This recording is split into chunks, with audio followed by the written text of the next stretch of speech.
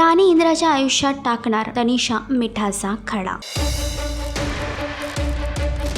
तनिषा करणार राणीला इंद्रापासून वेगळं। हुकुमाची राणी या मालिकेच्या आगामी भागामध्ये एकीकडे इंद्रा आणि राणी या दोघांच्या नात्याची नवीन सुरुवात झाली आहे, तर दुसरीकडे तनिषाची त्यांच्या आयुष्यामध्ये एंट्री झाली आहे। यामध्येच आता मीच इंद्राच्या आयुष्यात थांबणार आहे राणी।